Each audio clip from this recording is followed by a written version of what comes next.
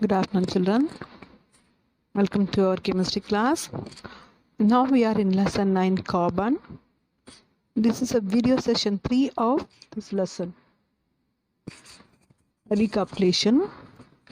In our last video session, we studied amorphous solids, crystalline solids, allotropy of carbon, properties of diamond, properties of graphite, structure of diamond and graphite, uses of diamond and graphite, characteristics of crystalline and amorphous solids.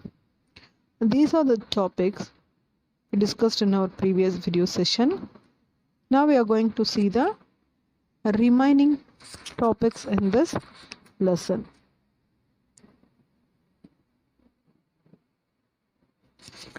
Fullerenes and carbon nanotubes.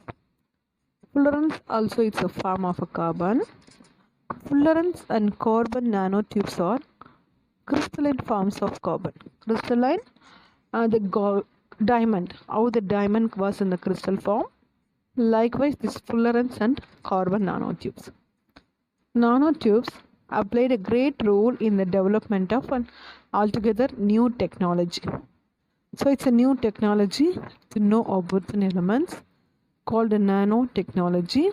In this we can able to study the structure of different elements. So it's a new developed technology in the science. The amorphous forms of carbon. Crystal form we already studied about the graphite and diamond. Here we are going to study the amorphous form of carbon. Here it is a form, the atoms are contain loosely particles. Loose particles are held together. These particles easily separate and make available a large surface area because the molecules are loosely packed, so they can separate easily. Then they consume a large area on it. When a piece of a substance breaks into two new surfaces are created.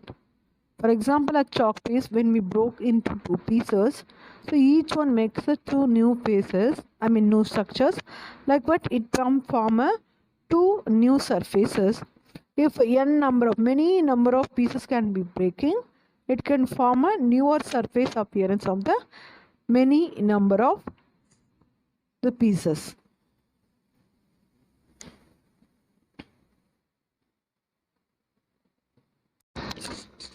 These amorphous solids, they have a large surface area in it.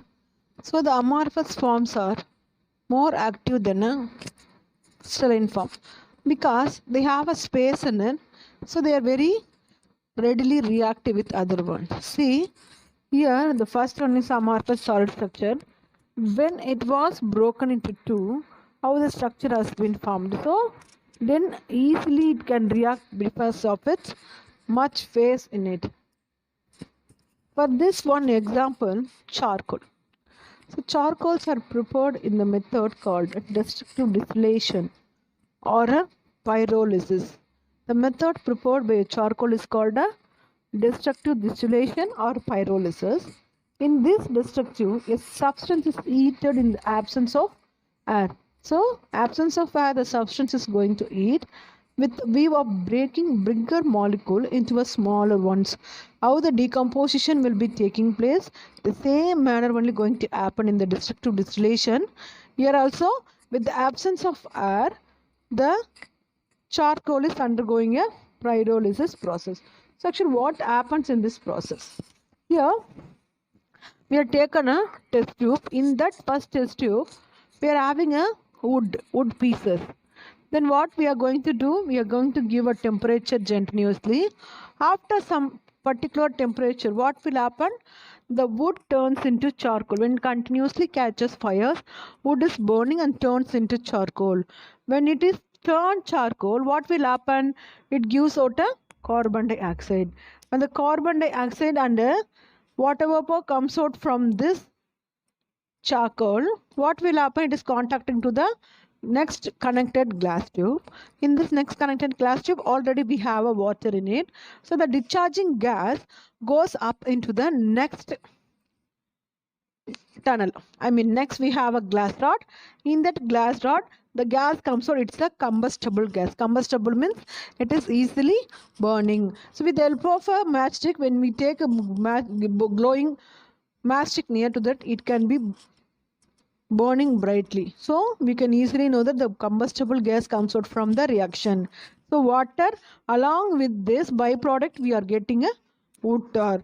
So this experiment will showing the destructive distillation. So with the help of a burning charcoal, we can easily get the gases, and then we can find out a carbon present in it.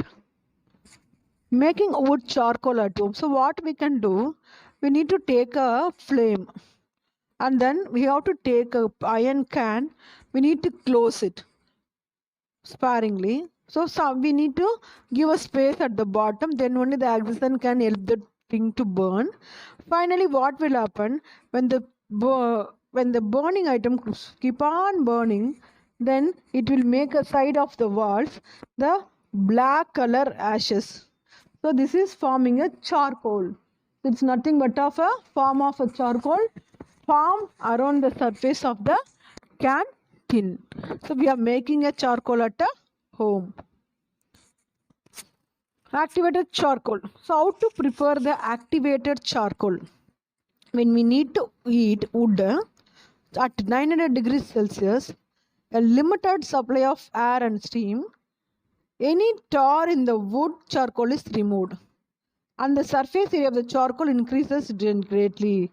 1 kg of activated charcoal in powder forms as a surface area of 1 kilometer square.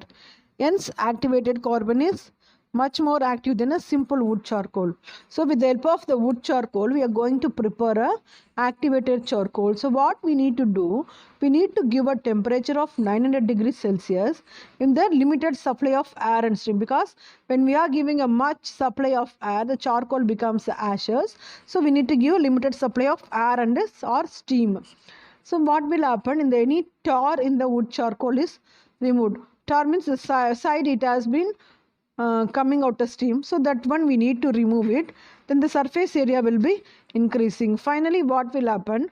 1 kg of activated charcoal in powder forms a surface area of 1 kilometer square. Hence, activated charcoal is much more active than a simple wood charcoal. So, with the help of this, we can easily make 1 kilometer square. So, activated carbon is much more profitable than a wood charcoal. Bone or animal charcoal. So what are the bone? So obviously we can get this from an animal or a human. So animal bones are first boiled with water to remove fatty. So in our bones we have a bone marrow. So remove those things and then subject it to destructive distillation in a retort. The solid product in the retort is washed thoroughly with hydrochloric acid. The residue substance is bone charcoal. So what will happen? We need to burn the bone after removing the fatty substance in our bone. Then the solid product is retort in a wash thoroughly. So we need to wash thoroughly with hydrochloric acid. Then what will happen? The substance was settled down at the bottom, that is a bone charcoal.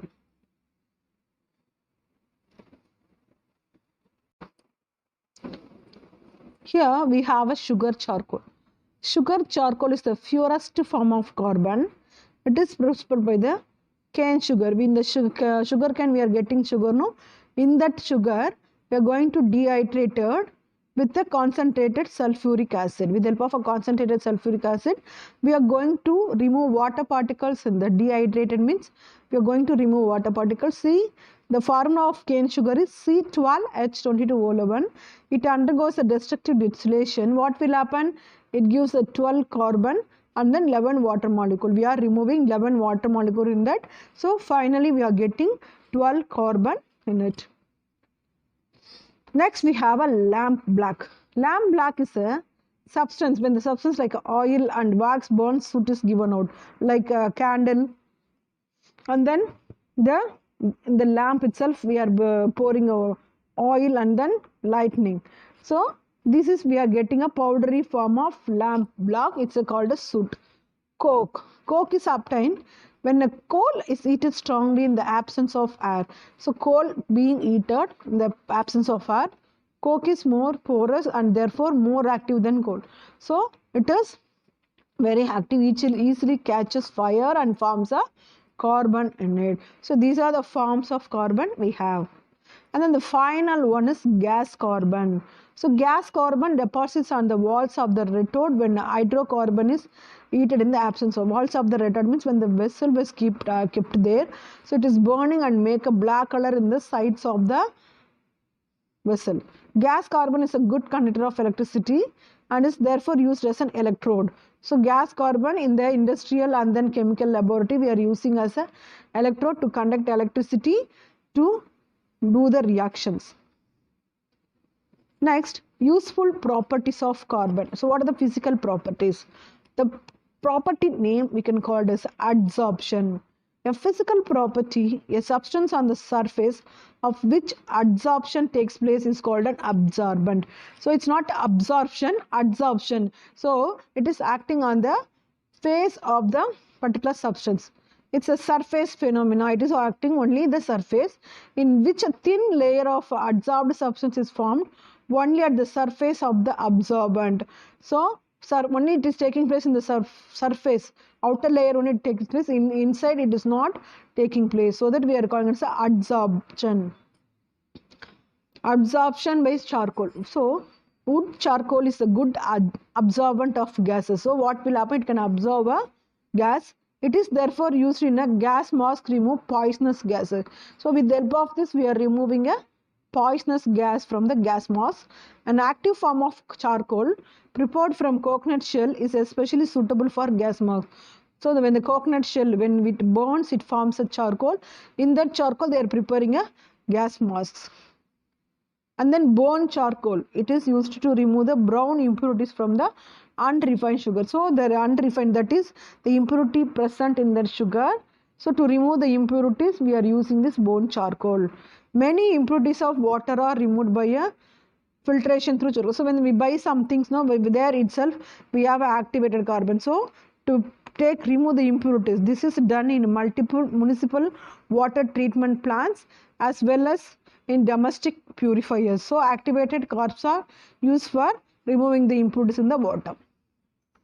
Activated coconut charcoal is used for separating mixture of noble gases. We have noble gases, helium, neon, argon and krypton, xenon. So the different noble gases are absorbed by the charcoal at different temperatures. Activated charcoal facilitates certain chemical reactions and it's therefore used as a catalyst. We know what is catalyst. To speed up the reaction we are using a catalyst. For example, chlorine adsorbed on activated charcoal readily combines with hydrogen in darkness.